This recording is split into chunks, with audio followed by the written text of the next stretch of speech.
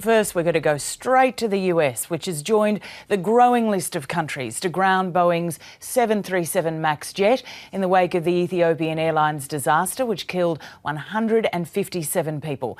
The grounding has been announced this morning by President Donald Trump. It comes after days of resistance from US safety administrators. A few hours earlier, Canada also joined nations across Europe, Asia, the Middle East and Australia in closing its airspace to the 737 MAX. We'll have the latest from Washington in just a moment, but first here's that announcement overnight from Donald Trump. If they're the 737 MAX, will be grounded upon landing at the destination. Pilots have been notified. Airlines have been all notified. Airlines are agreeing with this. The safety of the American people and all people is our paramount concern.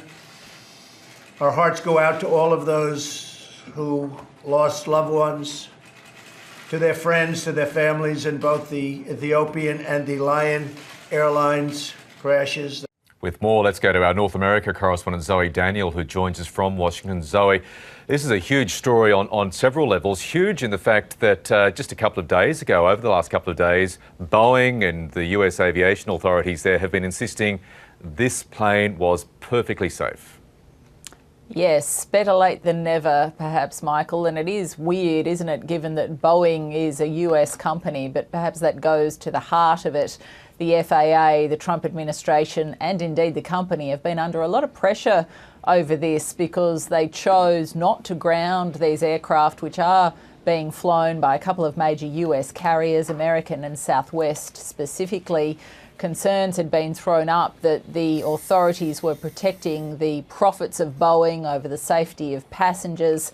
There's been a lot of consumer conversation around this. The fact that Boeing has a very strong lobbying arm present here in Washington that makes donations on both sides of politics, that there are indeed members of the Trump administration, notably the acting Secretary of Defense, Patrick Shanahan, who was a Boeing executive for 30 years. So all of these things coming into play, Michael, with people asking, well, how come the rest of the world has banned this aircraft from its airspace and the United States hasn't? Today, Donald Trump, with what appears to be an executive call after yesterday, raising his own personal concerns about the fast development of modern planes, today coming out briefly saying, OK, they're all grounded right now. And we are seeing vision as we speak, Michael, of planes that were physically in the air when that announcement was made. They were allowed to travel on and are now landing and being grounded at their destinations. OK, and you can imagine the chaos that is unfolding and is about to unfold at US airports right across the country.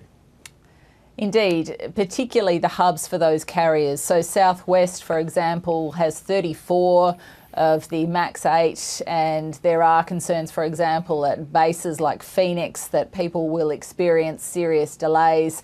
That said, Michael, while Boeing has about 5,000 of these planes on order, only 371 of them were in circulation worldwide. So really, in the context of the US aviation industry, which is massive, it's a fairly small impact, but no doubt for those passengers in those airports today, it will be hugely frustrating and quite disruptive, at least temporarily. And then, of course, those planes will be grounded, as the FAA says, until investigations yield up some reasons for that Ethiopian Airlines crash over the weekend. And important to note, Michael, that the FAA saying the reason this ban was implemented today was because of new evidence from the site and also new satellite data that has revealed things about that crash that gave rise to authorities implementing this ban.